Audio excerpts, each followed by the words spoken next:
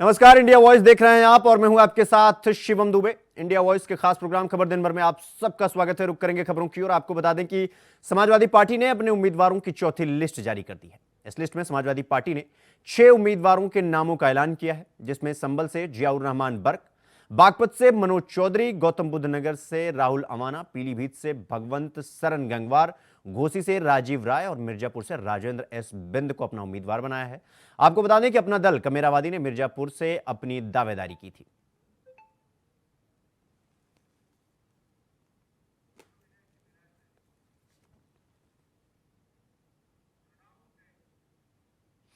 Samajwadi party के अध्यक्ष अखिलेश यादव ने एक बयान दिया था। उन्होंने कहा था कि स्वामी प्रसाद मौर्य ने समाजवादी पार्टी में विलय कर लिया है, लेकिन अब इसको लेकर स्वामी प्रसाद मौर्य का बयान सामने आया है।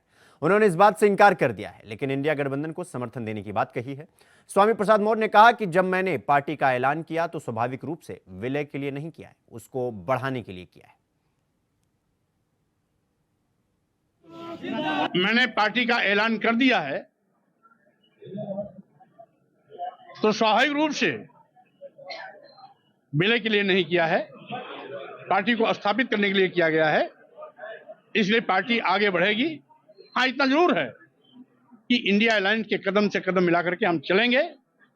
हम हमारा जिस भी रूप में उपयोग लेना चाहेंगे वो पूरा का पूरा मैं साथ देने के लिए तैयार हूं।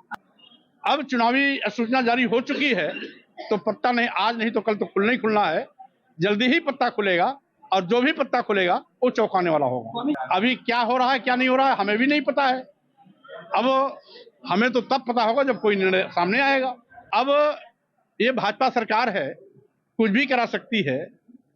4 महीना पहले की बात पर अब मुकदमा दर्ज करने का औचित्य क्या है?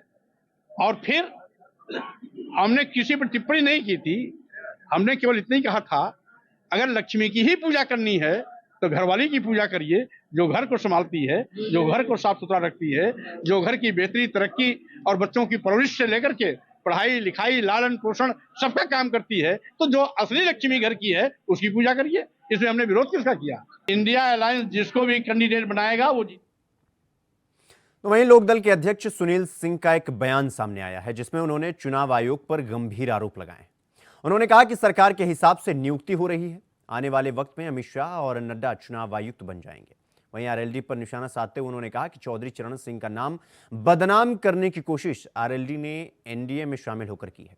सरकार किसानों को हक नहीं, सिर्फ खैरात देना चाहती है।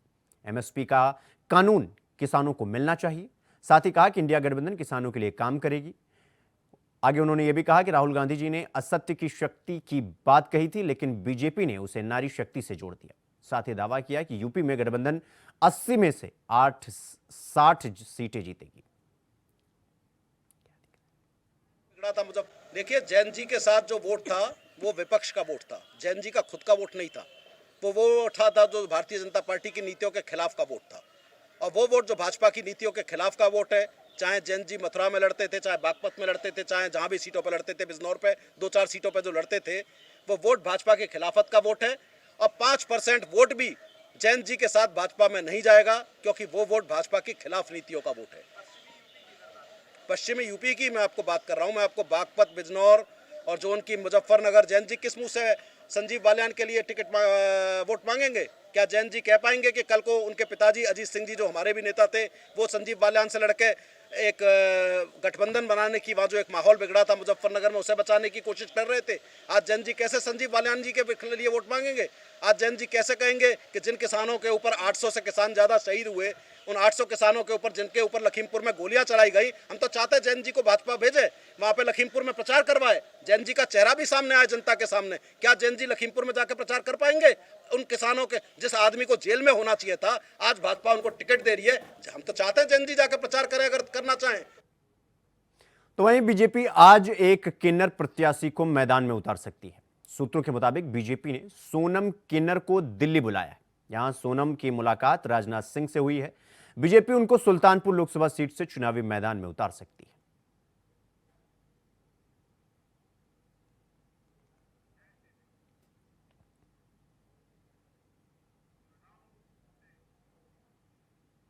खबरों में आगे बढ़ेंगे। आपको बता दें कि बदायूं में डबल मर्डर के बाद बदायूं की बीजेपी सांसद संघमित्रा मौर्य पीड़ित परिवार के घर पहुंची और उनसे मुलाकात की। इस दौरान उनके साथ यूपी की शिक्षा मंत्री गुलाबो देवी और आंवला सांसद मौजूद रहे। वहीं इस दौरान संघमित्रा मौर्य ने कहा कि बीजेपी पीड़ित परिवार के साथ है। साथ ही उन्होंने इस दौरान सपा पर भी जोरदार हमला बोला। जो 2 मासूम बच्चों का कत्ल किया वो निश्चित तौर पर बहुत ही निंदनीय और दुखद है। ऐसे दुख के पल में हम सभी भारतीय जनता पार्टी का परिवार इस पीड़ित परिवार के साथ में दुख की घड़ी में है। ये मैं नहीं कह रही थी, क्योंकि ऐसे दुख के पल में राजनीति करना भारतीय जनता पार्टी का कार्य नहीं, समाजवादी पार्टी का कार्य है। 300 दंगे में जो 2 महत्वपूर्ण दंगा है, आप सबको भी याद होगा, मुजफ्फरनगर कांड और मथुरा का राम वृक्ष कांड।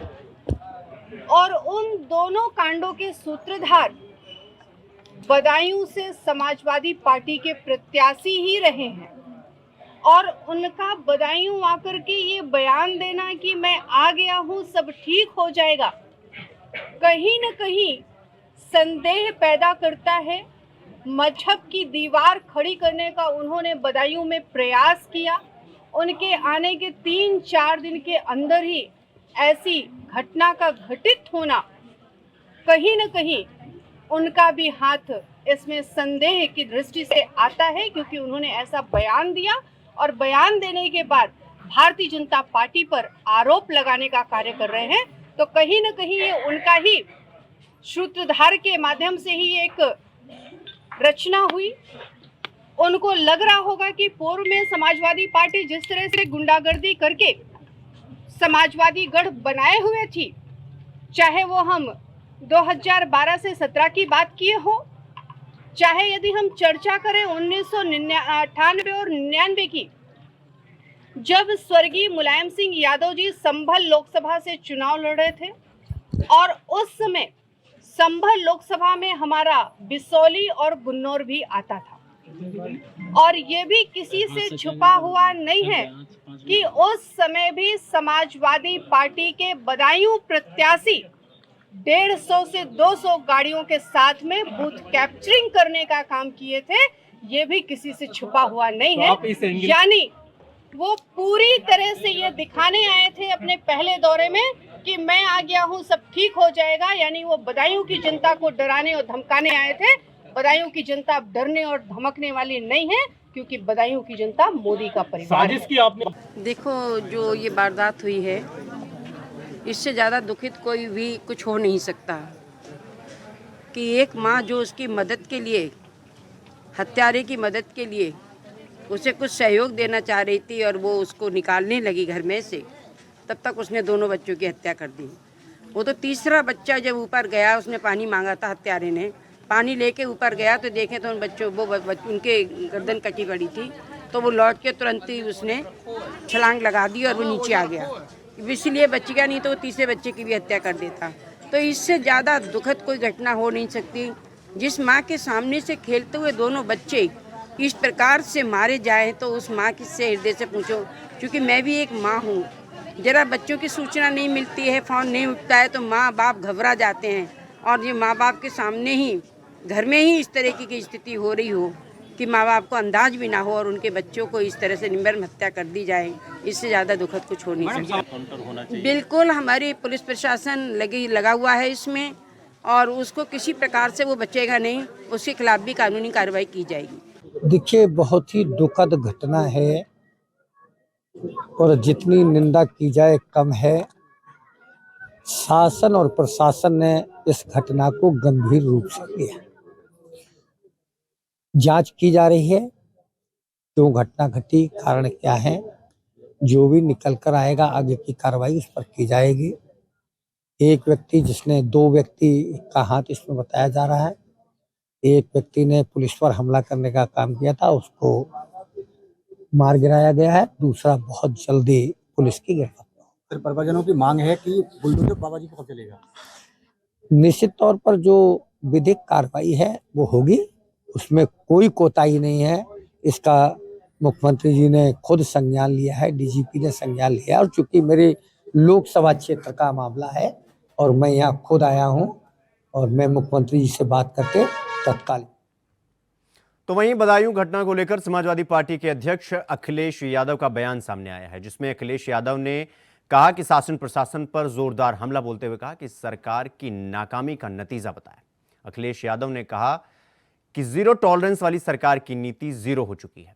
साथ ही आरोप लगाते हुए यह भी कहा कि बीजेपी हर घटना का राजनीतिक लाभ लेना चाहती है। दो भाइयों की तो जान चली गई ना, क्या उनके भाइयों की जान नहीं बचाई जा सकती थी अगर पुलिस पहले से काम करती तो?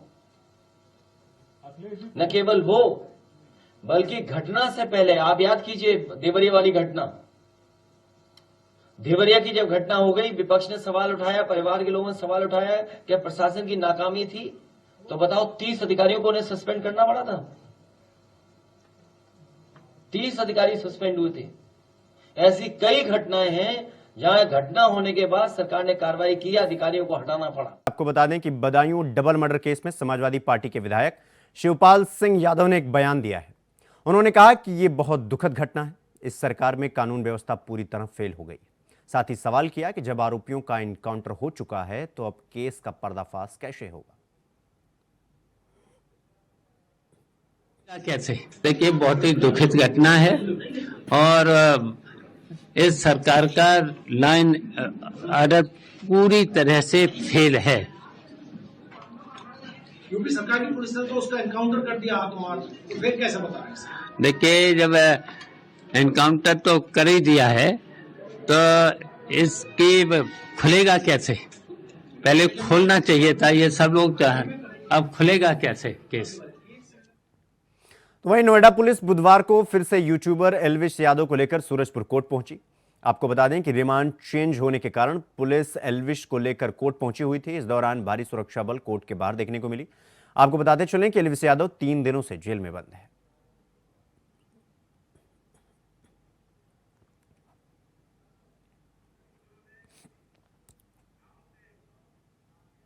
मैनपुरी में पुलिस को बड़ी सफलता हाथ लगी है। आपको बता दें कि पुलिस ने 80 लाख रुपए की कीमत का मादक पदार्थ बरामद किया है।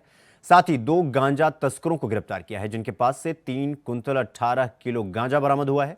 बताया जा रहा है कि लोकसभा चुनाव में गांजा की खेप का इस्तेमाल किया जाने वाला था। तो वहीं पुलिस अधीक्षक विनोद कुमार सिंह ने प्रेस कॉन्फ्रेंस कर जानकारी देते हुए कहा कि पुलिस ने आरोपियों को गिरफ्तार कर जेल भेज दिया है। बताया जा रहा है कि आरोपी 4 साल से गांजा तस्करी का काम कर रहे थे। 2 गांजा तस्करों को गिरफ्तार किया है। एक है विजय कुमार, ये रसूलपुर थाना जिला फिरोजाबाद का रहने वाला है, और दूसरा है राम किशोर, जो बिछवा थाना मैनपुरी का रहने वाला है। इनके कब्जे से 318 किलो गांजा बरामद हुआ है, और इनसे जब पूछताछ की गई तो पता चला कि ये जो एटा का बॉर्डर है काली नदी का, वहाँ पर कुछ सरकारी ज़मीन, कुछ नदी की ज़मीन और कुछ प्राइवेट लोगों से ले करके ये लोग खेती करते थे, और उसको सुखवा करके उसकी पत्तियों से और उसके बीज से गांजा तैयार करते थे, और उसको कुछ अच्छी क्वालिटी का गांजा उसके कलियों से बनाते थे, तो ये महंगे दामों पर बेचते थे। हापुड़ के सिटी कोतवाली के स्वर्ग आश्रम रोड से एक वीडियो वायरल हो रहा है, जहां स्कूली छात्रा के 2 गुटों में मारपीट होती हुई दिख रही है। आपको बता दें कि मामूली विवाद को लेकर छात्रों के गुटों में जमकर मारपीट हुई और जमकर छात्रों में लात घूंसे भी चलते हुए दिखाई दिए।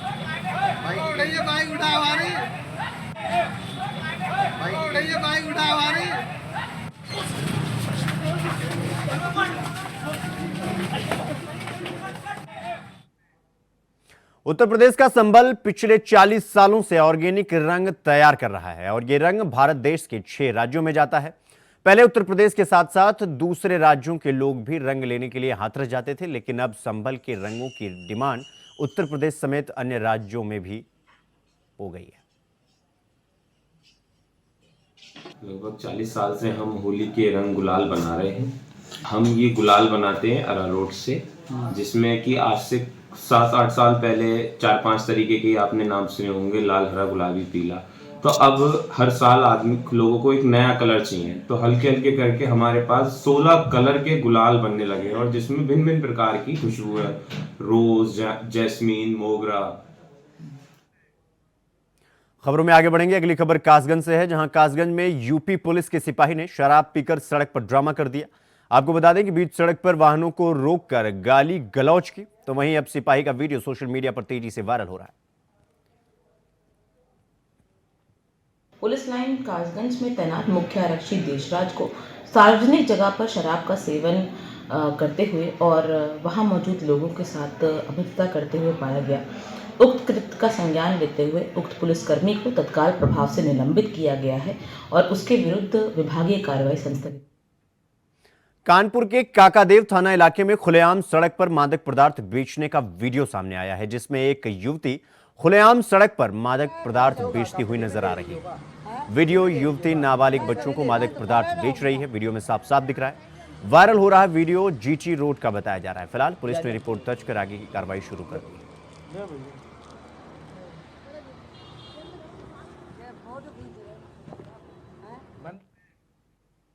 तो वहीं लखनऊ के मोती महल में फूड पॉइजनिंग के मामले को लेकर वकीलों ने वजीरगंज थाने पर जोरदार प्रदर्शन किया। इस दौरान भारी संख्या में वकीलों ने थाने पर पहुंचकर इसका विरोध जताया और आरोपियों के मामले में गिरफ्तारी की मांग की।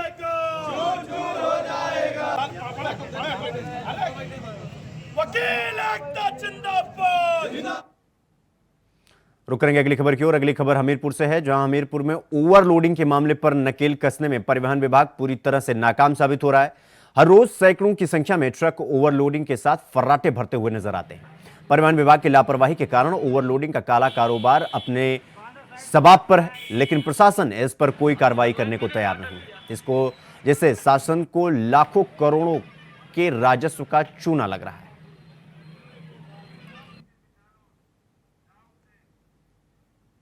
तो वहीं जालौन के उरुई तहसील के खरका खंड संख्या 1 में अवैध मोरंग खनन का मामला सामने आया है, जहां रामकुमार सिंह, देवेंद्र गुप्ता सिंडिकेट प्रशासन पर हावी हैं।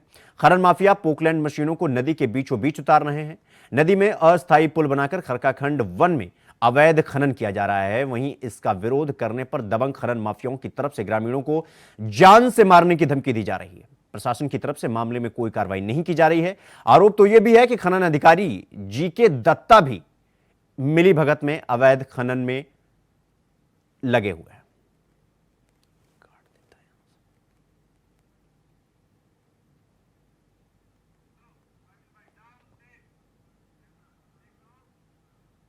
तो वहीं दिल्ली के प्रगति मैदान में आयोजित हो रहे स्टार्टअप महाकुंभ को प्रधानमंत्री नरेंद्र मोदी ने संबोधित किया। इस दौरान प्रधानमंत्री नरेंद्र मोदी ने कहा कि भारत एक विकसित देश बनने के लिए रोड मैप बना रहा है और सही समय पर सही फैसले लिए जा रहे हैं। उन्होंने कहा कि देश में बिजनेस को लेकर लोगों की धारणा बदल रही है। इसमें स्टार्टअप इकोसिस्टम की बड़ी भूमिका है। भारत का स्टार्टअप इकोसिस्टम सिर्फ मेट्रो शहर तक सीमित नहीं है, बल्कि अब ये सामाजिक संस्कृति बन चुका है।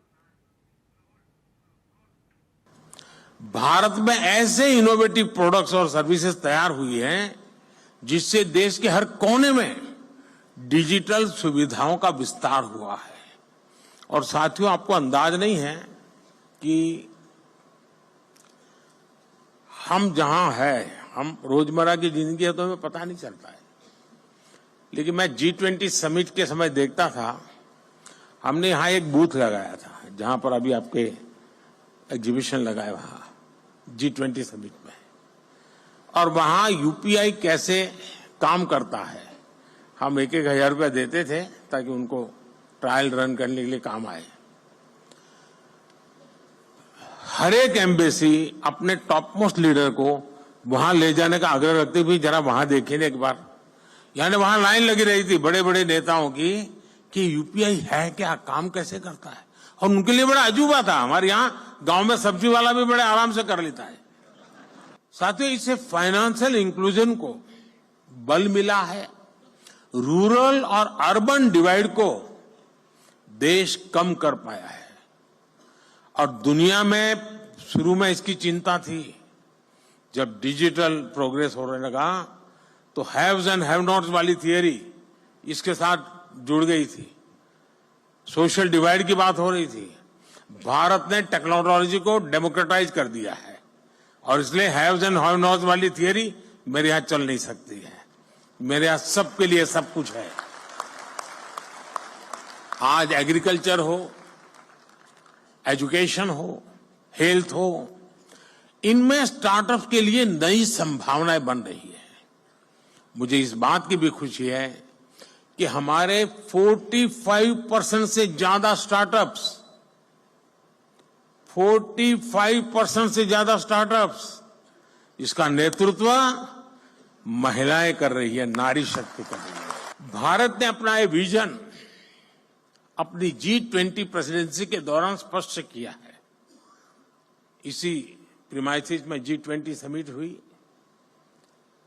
विश्व के सभी बड़े नेता कोविड के बाहर दुनिया को कहां ले जाना इसके लिए खड़े बैठे थे और इसी मंडप पे मेरा देश का यंग माइंड बैठा है जो 2047 तक जाने का रास्ता तय करने वाला है।